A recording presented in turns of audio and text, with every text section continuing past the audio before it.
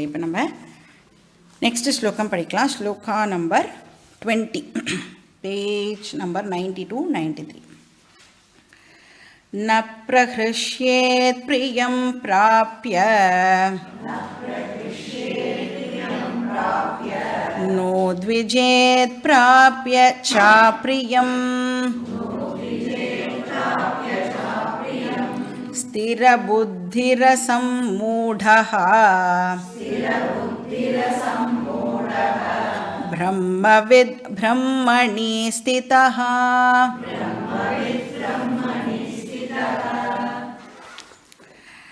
ஒரு ஞானியை பற்றி மறுபடியும் இந்த ஸ்லோகத்தில் கிருஷ்ணர் சொல்கிறார். இப்போ இந்த நாலெட்ஜை அடைஞ்சதுக்கு அப்புறம் ஞானி நாம் வாழற இதே உலகத்தில் வாழ்வாரா மாட்டாரா? நாம் என்ன வேர்ல்டில் லிவ் பண்ணுறோமோ அதே வேர்ல்டில் தான் அந்த ஞானியும் வாழ்ந்து ஆகணும்.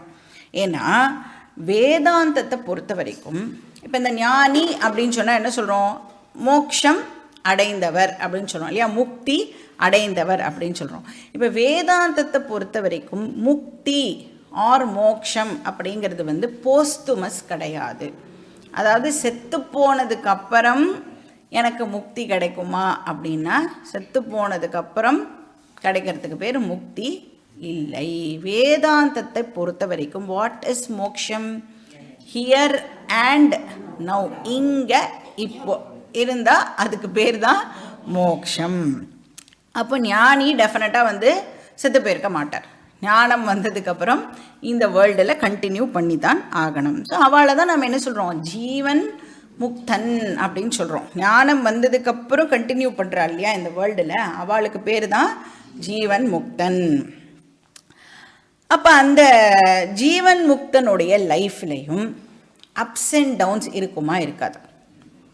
நாம் வாழற வேர்ல்டு தான் அப்படின்னா நம்ம எப்படி அப்ஸ் அண்ட் டவுன்ஸை ஃபேஸ் பண்ணுறோமோ அதே மாதிரி தான் அந்த பர்சனுக்கும் அப்ஸ் அண்ட் டவுன்ஸ் லைஃப்பில் இருக்க போகிறது.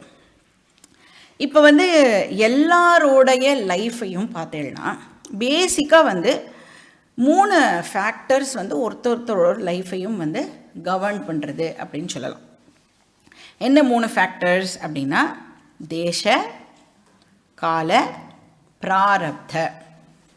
இந்த 3ம் தான் ஒருத்தருடைய லைஃப்பையும் இன்ஃப்ளூயன்ஸ் பண்ணுறது அப்படின்னு சொல்லலாம். தேசன்னா என்ன அர்த்தம்? பிளேஸ், நாம் இருக்கிற இடம், நம்மளுடைய சரௌண்டிங்ஸ், என்வாயர்மெண்ட்லாம் சொல்கிறோம்ல. அப்புறம் நம்மளை சுற்றி இருக்கிற மனுஷா, இதெல்லாம் தேசத்துக்கு கீழே வந்துடும். இப்போ நம்மளுக்கு பிடிக்கிறதோ பிடிக்கலையோ இவா கூட தான் நம்ம இருந்தாகணும்னா அவ கூட தான் நாம் இருந்தாகணும். ஸோ வேர்ல்டை நாம் ஃபேஸ் பண்ணித்தான் ஆகணும். ரெண்டாவது காலஹா. காலனா நமக்கு தெரியும் டைம். அதாவது time and tide waits for no man. டைமுக்கிட்டேருந்து நம்மளால் தப்பிக்க முடியுமானா தப்பிக்கவே முடியாது. ஏன்னா இந்த டைம் இப்போ என்ன பண்ணுறது? ஃப்ளோ ஆகிண்டே இருக்கு. அப்படின்னா என்ன அர்த்தம்? இந்த உடம்புக்கும் வயசு ஆகிண்டே போகிறது. நம்ம பஜகோவிந்தமில் பார்த்துருக்கோம். தினயாமின்யௌ சாயம் பிராத்தः சிசிரவசந்தௌ புனராயாத்தः காலக்ரீட்டதி கச்சத்வாயு ததபின முஞ்சத் ஆஷாவாயு அப்படின்னு பஜகோவிந்தமில் பார்த்துருக்கோம். இப்போ கார்த்தாலையும் ராத்திரியும் மாறி மாறி வந்துட்டே இருக்குது. இப்படி டே அண்ட் நைட் மாறி மாறி வந்தால் அதனால் என்னவும் மாறிண்டே இருக்கும், சீசன்ஸும் மாறிண்டே இருக்கும். என்ன வசந்த காலம், கோடை காலம், குளிர்காலம், கார்காலம், இந்த காலங்கள் எல்லாம் மாறிண்டே தான் இருக்க போகிறது. அப்போ நமக்கு பிடிக்கிறதோ பிடிக்கலையோ டெஃபினட்டாக டைம் ஓடிண்டே தான் இருக்க போகிறது. டைம் மேஜராக என்ன பண்ணுவோம் அப்படின்னா நம்மளுடைய பாடியில் டைமை ஆக்ட் பண்ணும். ஆக்ட் பண்ணுறதுனால என்ன ஆகும்? கொஞ்ச நாளைக்கு முன்னாடி பண்ணிட்டு இருந்த வேலையெல்லாம் இப்போ நம்மளால் பண்ண முடியாமல் போகிறது. இப்போ காலஹா என்ன பண்ணுறது? கிரீட்டதி, விளையாடிட்டு போய்டுறதான். காலம் நம்மளோட லைஃப்பில் விளையாடிட்டு போய்ட்டுருது. இது ரெண்டாவது ஃபேக்டர். மூணாவது ஃபேக்டர் பிராரப்தம். இது வந்து ஒரு இண்டிவிஜுவலுக்கும் மாறுபடக்கூடியது, அதனால தான் பிராரப்தம். ஸோ இந்த தேச அண்ட் கால வந்து சேம், எல்லாருக்குமே காமனாக இருக்கக்கூடியது. இப்போ 2 பேர் ஒரே வீட்டிலே இருக்கான்னு வச்சுக்கோங்களேன். இப்போ சேம் தேச சேம் கால. இப்போ சப்போஸ் 2 பேருக்கும் 60 வயசுன்னு வச்சுக்கோங்க.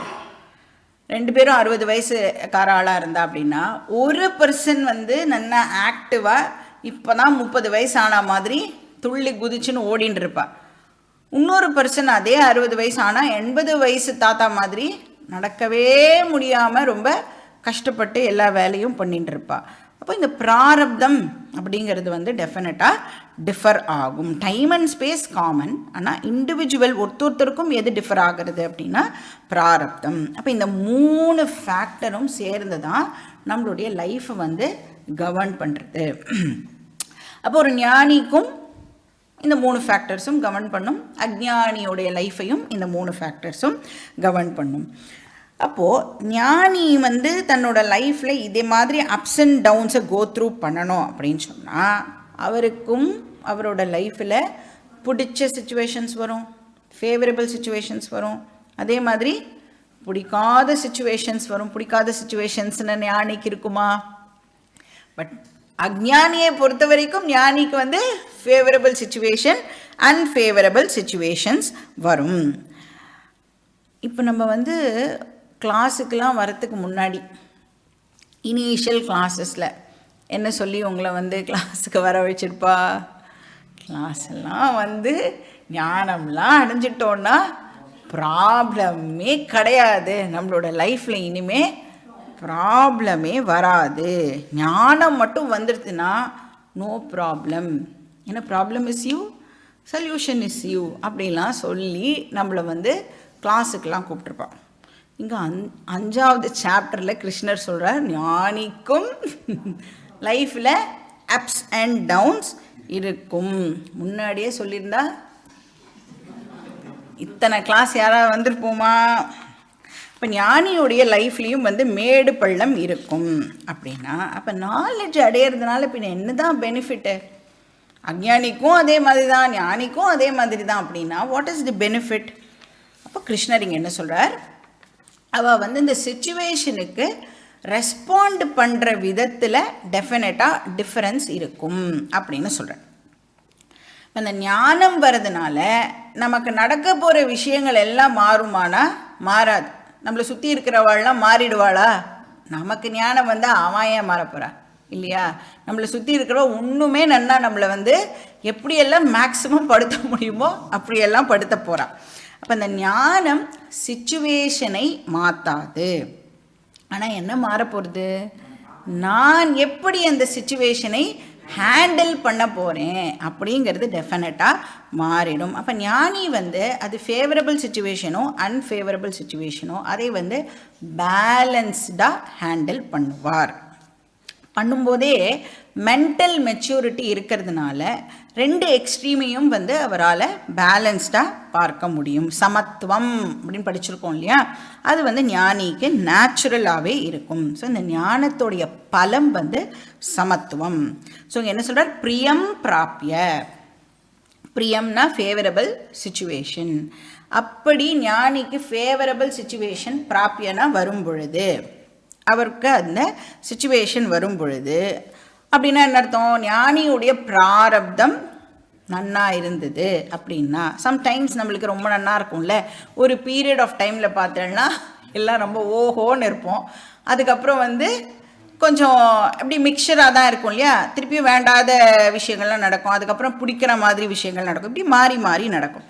இப்போ அந்த மாதிரி ஒரு சிச்சுவேஷனில் சப்போஸ் ஞானிக்கு பிராரப்தம் நன்னா இருக்குது அப்படின்னு சொன்னால், ஞானி வந்து அந்த நல்ல விஷயங்கள்லாம் அப்படியே மூழ்கி போயிடுவாரா அப்படின்னா, அதாவது இந்த தலைக்கால் புரியாமல் குதிப்பாரா அப்படின்னா அதெல்லாம் பண்ண மாட்டார். He is not carried away by those experiences. ஏன்னா ஞானிக்கு என்ன தெரியும், இந்த எக்ஸ்பீரியன்சஸ் எல்லாம் கால தேச பிராரப்தம் இது 3த்துனால நடக்கிறது.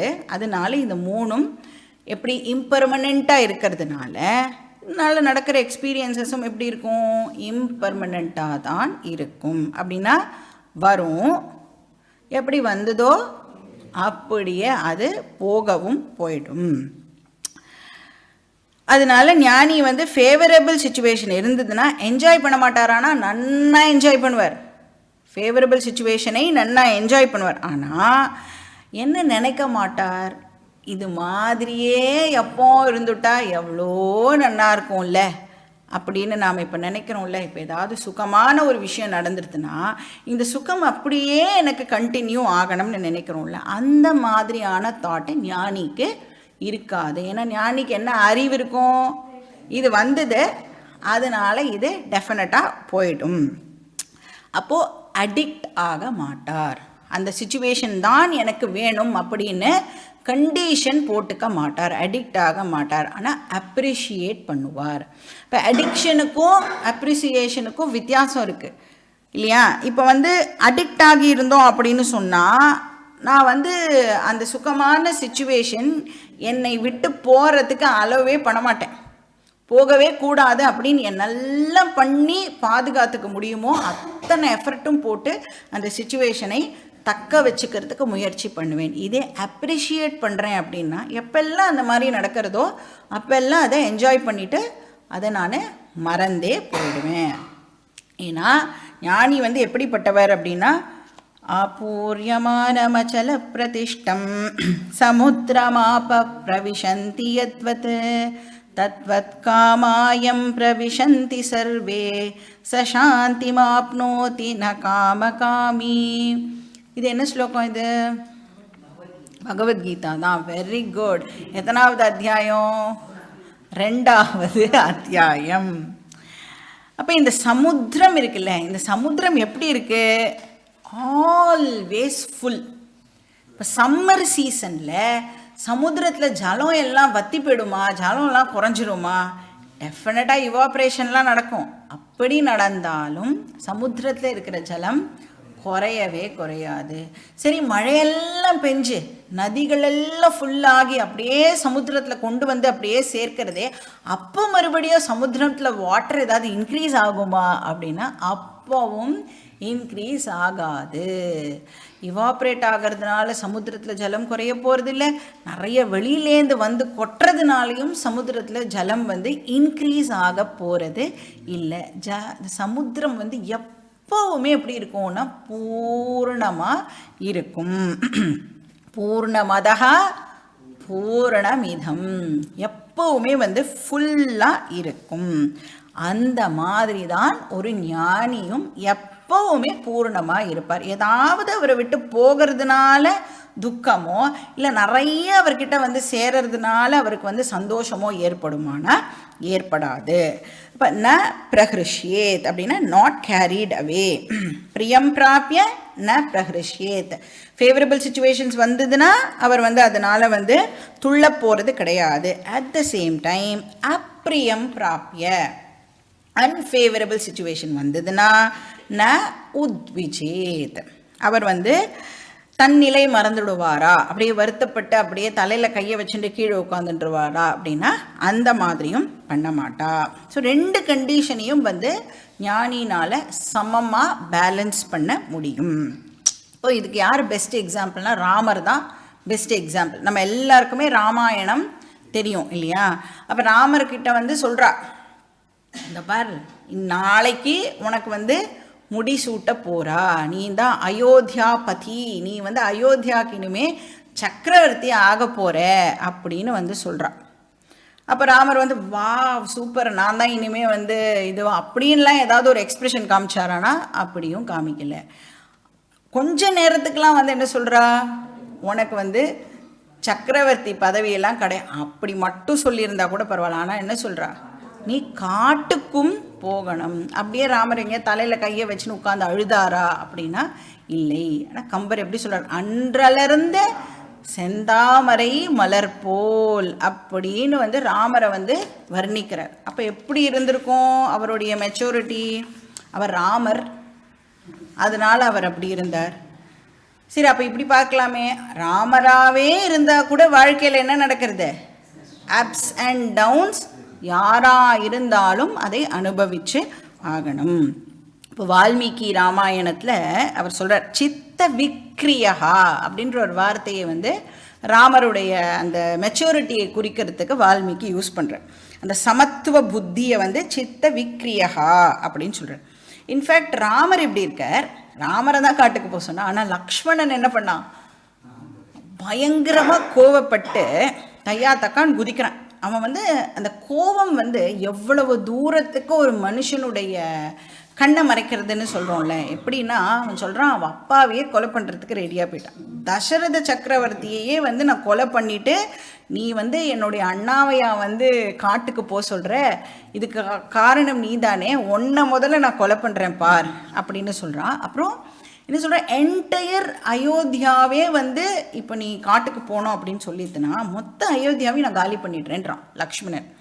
ஸோ எவ்வளோ தூரத்துக்கு அந்த கோபம் வந்து நம்மளை வந்து மூடனாக ஆக்கிறது இல்லையா. மொத்த அயோத்தியாவும் காலி ஆகிடுதுன்னா ராமர் வந்து யாரை வந்து ரூல் பண்ணுவார்.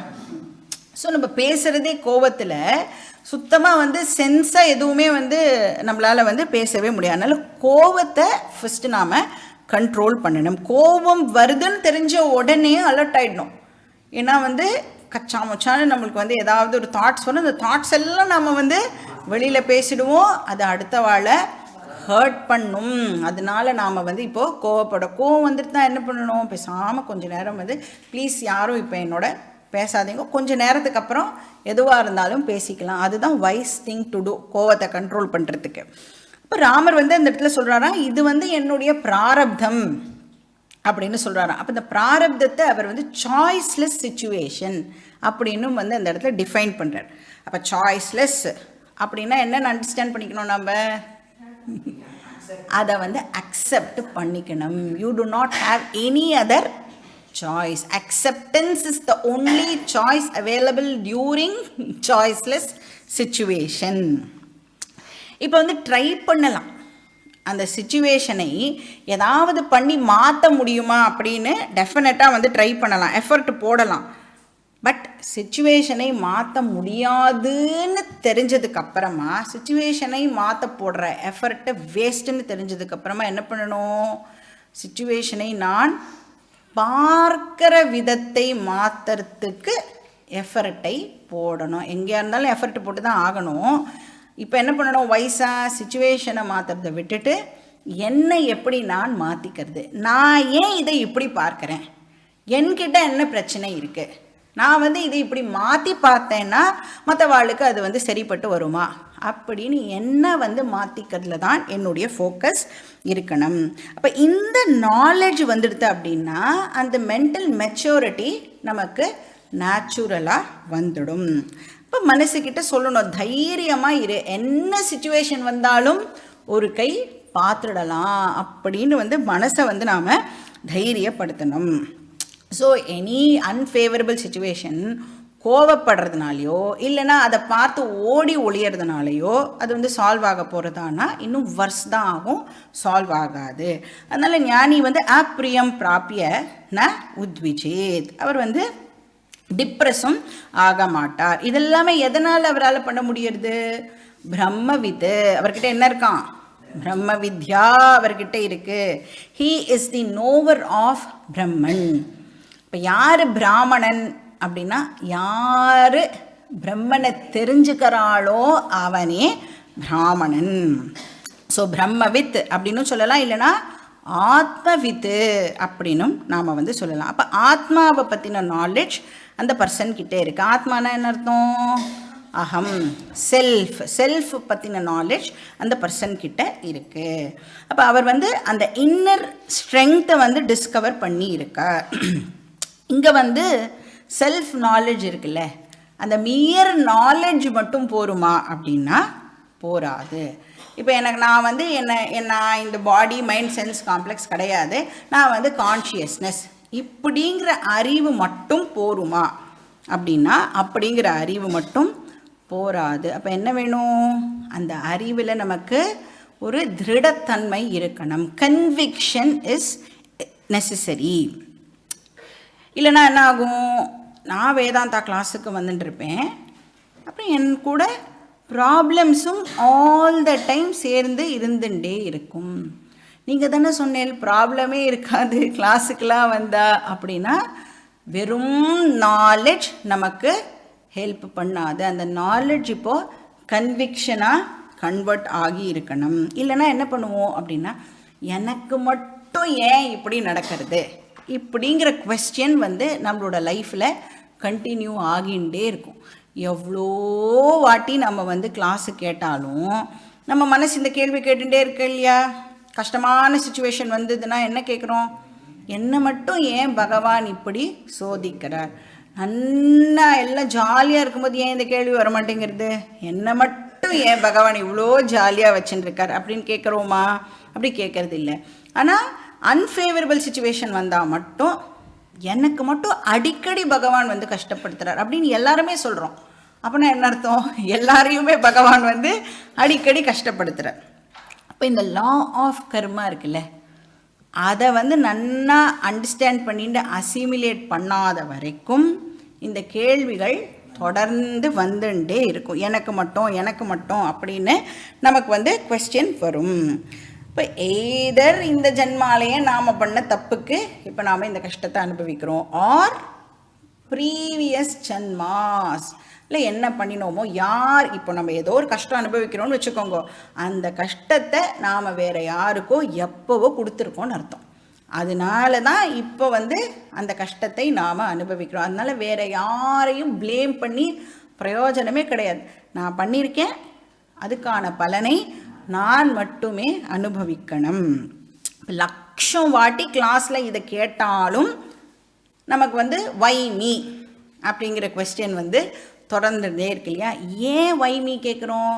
அறிவு இருக்குது, நான் பண்ணினதை தான் நான் அனுபவிக்கிறேன்ற அறிவு இருக்கு, ஆனால் புத்தி கன்வின்ஸ் ஆகலை. அப்போ அந்த அறிவு எங்கேயோ இருக்குது சும்மா. அப்போ அது கன்விக்ஷனாக ஆனால் தான் அந்த வைமி கேள்வி நம்மளை விட்டு போகும். அது மாதிரி இந்த ஆத்ம ஞானம், அகம் பிரம்ம அஸ்மி அப்படிங்கிற நாலேஜ் மட்டும் இருந்தால் போராது, அகம் பிரம்ம அஸ்மியில் எனக்கு கன்விக்ஷன் இருக்கணும். ஸோ அந்த மாதிரி வந்து ஞானிக்கு கன்விக்ஷன் ஆனது இருக்கும். கன்விக்ஷன் இல்லைன்னு வச்சுக்கோங்களேன், உங்களால் வந்து கிரைசிஸை ஃபேஸ் பண்ணவே முடியாது. அப்போ அந்த நாலேஜ் ஏதோ ஒரு மூலையில் இருக்கும், ப்ராப்ளம் வரும் பொழுது அந்த நாலேஜை வந்து நம்ம ரீகால் பண்ண ட்ரை பண்ணும் பொழுது வரவே வராது. கன்வின்ஸ்டாக இருந்தால் தான் எப்போ வேணுமோ அப்போ அந்த நாலேஜ் வந்து ஹேண்டியாக நமக்கு அவைலபிளாக இருக்கும். இப்போ கன்விக்ஷன் அவசியம். அதனால கிருஷ்ணர் இங்கே என்ன சொல்கிறார்? ஸ்திர புத்திஹி அப்படின்னு சொல்கிறார். இந்த ஞானம் அடைஞ்ச பர்சனுக்கு நாலேஜ் மேலே என்ன இருக்கணுமா? அசைக்க முடியாத அந்த கன்விக்ஷன் ஆனது இருக்கணும். புத்திஹி அப்படின்னு சொன்னால் இந்த இடத்துல வந்து இன்டெலெக்ட் கிடையாது, நாலேஜ், ஞானம். ஸ்திரஹானா ஃபர்ம், நிலையான ஞானம். அப்போ ஃபர்ம் நாலேஜ், நிலையான ஞானம்னா என்ன அர்த்தம்? டவுட்லெஸ் நாலேஜ்னு அர்த்தம். அந்த ஞானம் அடைகிறோம்ல, நான் பிரம்மன் தான், அகம் பிரம்ம அஸ்மி அப்படிங்கிறதுல ஒரு இன்ச் சந்தேகம் கூட நமக்கு இருக்கக்கூடாது, அயோட்டா ஆஃப் டவுட்டு கூட நமக்கு இருக்கக்கூடாது. இப்போ நாமளே நம்மளுடைய புத்தியை கேள்வி கேட்டுக்கணும். இப்போ இந்த மாதிரிலாம் படிக்கிறோமே, இந்த விஷயங்கள் எல்லாம் உன்னுடைய புத்தியே உனக்கு வந்து ஒத்து வருதா? உன்னால் அக்செப்ட் பண்ண முடியறதா? நீ எப்படி கான்ஷியஸ்னஸ்ஸாக இருக்க முடியும்? நீ ஆல் பர்வேடிங்காக எப்படி இருக்க முடியும்? இப்படி எல்லாம் கொஸ்டின்ஸை கேட்டு அந்த புத்திக்கு ஆன்சர் பண்ணி அந்த புத்தி வந்து கன்வின்ஸ் ஆகிறதான்னு நாம் வந்து செக் பண்ணணும். இப்போ இந்த என் புத்தி கன்வின்ஸ் ஆகிடுது அப்படிங்கிறத நான் வேறு யார்கிட்டையாவது போய் டிக்ளேர் பண்ணணுமா? அப்படின்னா யார்கிட்டையும் போய் நான் வந்து ஞானி ஆகிட்டேன், எனக்கு வந்து கன்விக்ஷன் ஏற்பட்டுடுது அப்படின்னு யார்கிட்டையும் போய் நாம் சொல்ல வேண்டிய அவசியம் கிடையாது. இது வந்து ஒருத்தருடைய இன்டர்னல் விஷயம். ஏன்னா நமக்கு தான் தெரியும் நம்மக்கிட்ட என்னெல்லாம் பிரச்சனை இருக்குது, அந்த பிரச்சனைக்கு நான் இப்போ எப்படி அதுக்கு ரெஸ்பாண்ட் பண்ணுறேன், அந்த பிரச்சனையை நான் வந்து இந்த அறிவு வந்ததுக்கப்புறம் எப்படி ஹேண்டில் பண்ணுறேன் அப்படிங்கிறது ஒருத்தருடைய இண்டிவிஜுவல் விஷயம். அப்போ நம்மக்கிட்டேயே தான் கேட்டுக்கணும். வேறு யார்கிட்டையும் போய் வெளியில் வந்து நான் ஞானி அப்படின்னு சொன்னால் சிரிச்சுட்டு போயிடுவா, ஓ ஞானியா அப்படின்னு. இன்ஃபேக்ட் நம்மளை கிண்டல் கூட பண்ணுவாள். கிளாஸுக்கெலாம் போகிறதுனால எப்படி அச்சு பிச்சுன்னு பேசுகிறா பாரு அப்படின்னு கிண்டல் பண்ணுவாள். அதனால் நம்மக்கிட்ட நாம் கேட்டுக்கணும், ஆம் ஐ கன்வின்ஸ்டு? இப்போ நான் வந்து இந்த சைத்தன்யம் அப்படிங்கிறதுல கன்விக்ஷன் இருக்கா? இப்போ சப்போஸ் கன்விக்ஷன் இல்லைன்னா என்ன பண்ணணும்? திருப்பியும் படிக்கணும். கன்வின்ஸ் ஆகிற வரைக்கும் படிக்கணும். எனக்கு 2 + 2 = 4 அப்படிங்கிறது புரியலைன்னா விட்டுட்டு போயிடலாமா?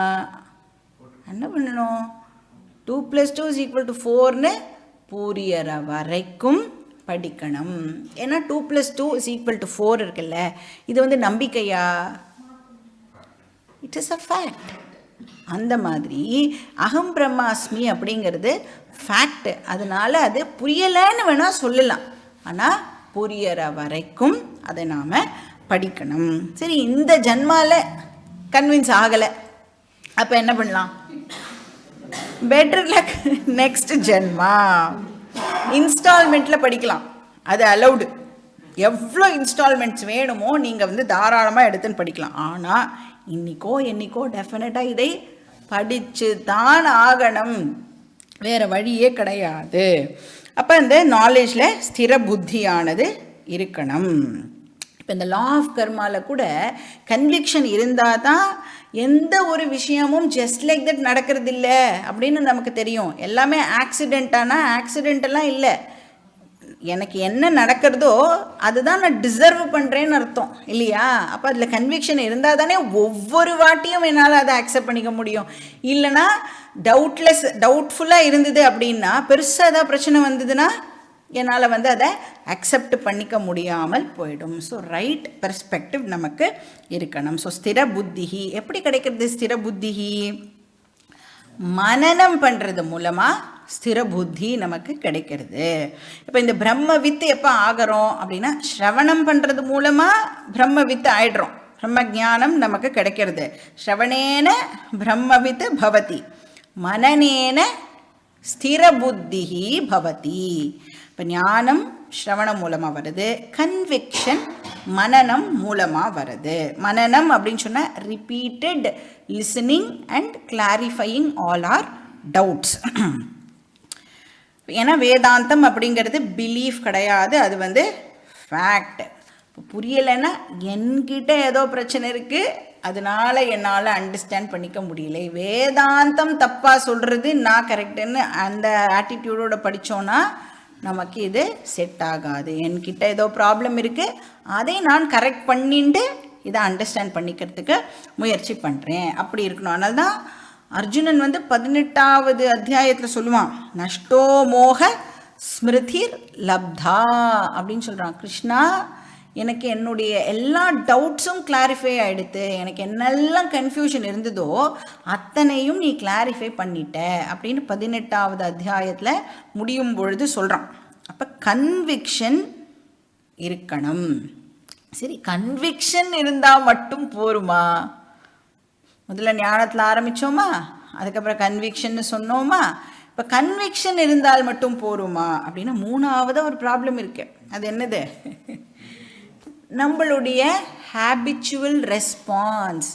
நாம் வந்து எத்தனையோ கோட்டி ஜென்மமாக இந்த மாதிரி பழக்கி வச்சுருக்கோம்ல, நான் இந்த பாடி, நான் இந்த மைண்ட். அதனால் ஏதாவது ஒரு சுச்சுவேஷனுக்கு எப்படி ரெஸ்பாண்ட் பண்ணுவோம் அப்படின்னா, ஞானம் வரத்துக்கு முன்னாடி எப்படி ரெஸ்பாண்ட் பண்ணுவோமோ அதே மாதிரியே மறுபடியும் கண்டினியூ பண்ணுவோம். அப்புறம் ரெஸ்பாண்ட் பண்ணினதுக்கு அப்புறம் தான் நமக்கு வந்து அச்சச்சோ இப்படி நாம் வந்து பண்ணியிருக்கக்கூடாதே, நாம் வந்து இவ்வளோ சில்லியாக போய் இப்படி பண்ணிட்டோமே அப்படின்னு நமக்கு ஒரு தாட் வரும். அப்போ அதுக்கு பேர் வந்து பழக்க தோஷம். அப்போ என்ன பண்ணணும்? அந்த ஹேபிச்சுவல் ப்ராப்ளம்ஸை ரிமூவ் பண்ணுறதுக்கு என்ன ப்ராக்டிஸ் பண்ணணும்? இப்போது நிதித்தியாசனம் ப்ராக்டிஸ் பண்ணணும். ஸோ டெலிபரேட்டாக அந்த டீச்சிங்கை நாம் மறுபடியும் கொண்டு வந்துட்டே இருக்கணும். இப்போ எப்படி இருக்குது டீச்சிங்கு? இப்போ புக்கே எப்போ எடுப்போம்? இந்த கீதா புக்கே கிளாஸ்க்கு வரதுக்கு முன்னாடி தானே தேடி எடுக்கிறேன், ஒரு இடத்துல வச்சுடுவோம், எங்கே வச்சுவோம் நம்ம மறந்து போய்டும். கரெக்டாக வந்து 6:15 வரணும்னா 5:45 தான் தேடவே ஆரம்பிப்போம் இல்லையா? அந்த மாதிரி இல்லாமல் இந்த டீச்சிங்கை எப்போவுமே நம்ம எப்போல்லாம் ஃப்ரீயாக உட்காந்துட்டு இருக்கோமோ, வேறு எந்த வேலையும் இல்லாமல் இருக்கோமோ, அப்போ வந்து இதை மறுபடியும் கொண்டு வரத்துக்கு முயற்சி பண்ணணும். ஒரு அலர்ட் லைஃப்பை லீட் பண்ணுறதுக்கு பேர் நிதித்தியாசனம். நிதித்தியாசனம்னா அந்த டீச்சிங்கோட லைஃப்பை லீட் பண்ணுறதுக்கு பேர் நிதித்தியாசனம். இது பற்றி அடுத்த சாப்டரில் ரொம்ப டீட்டெயில்டாக பார்க்க போகிறோம், நிதித்தியாசனம் டாப்பிக்கை. ஸோ அதுவும் ப்ராக்டிஸ் பண்ண ஒரு பர்சனை தான் இங்கே வந்து கிருஷ்ணர் மென்ஷன் பண்ணுறார். இப்போ ஸ்பான்டேனியஸாக அவளுக்கு எப்போ அந்த நாலேஜ் தேவைப்படுறதோ அப்போ அது அவைலபிளாக இருக்கும்.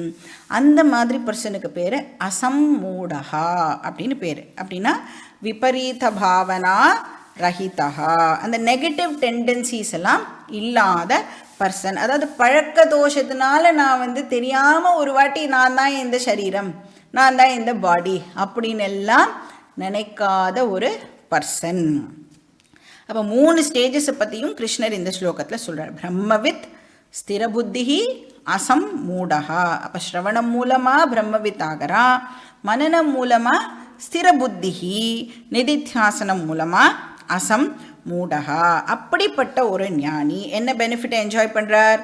ந பிரஹ்ருஷ்யேத் பிரியம் பிராப்பிய நோத்விஜேத் பிராப்பிய சாப்ரியம். ஸோ அப்ஸ் அண்ட் டவுன்ஸ்னால அவர் வந்து அஃபெக்ட் ஆக மாட்டார். அப்படிப்பட்ட பர்சன் பிரம்மணி ஸ்திதா, பிரம்மன்லேயே நிலச்சிருக்கிற அந்த பர்சனை தான் நாம் ஜீவன் முக்தகா அப்படின்னு சொல்கிறோம். இல்லைன்னா வேற என்ன பேர் இருக்கு அவருக்கு? ஸ்தித பிரக்ஞா. இந்த வார்த்தை எங்கே கேட்டிருக்கோம்? எந்த சாப்டரில் கேட்டிருக்கோம்? 2nd சாப்டரில் கேட்டிருக்கோம். பிரஜஹாதி யதா காமான் சர்வான் பார்த்த மனோகதான் ஆத்மன்யேவாத்மனா துஷ்டா ஸ்திதப் பிரக்ஞஸ்ததோச்யதே. ஸ்திதப் பிரக்ஞனுடைய லக்ஷணத்தை நாம் வந்து 2nd சாப்டரில் பார்த்தோம். அந்த மாதிரி ஒரு பிரச்சனை தான் இந்த ஸ்லோகத்தில் சொல்கிறார்.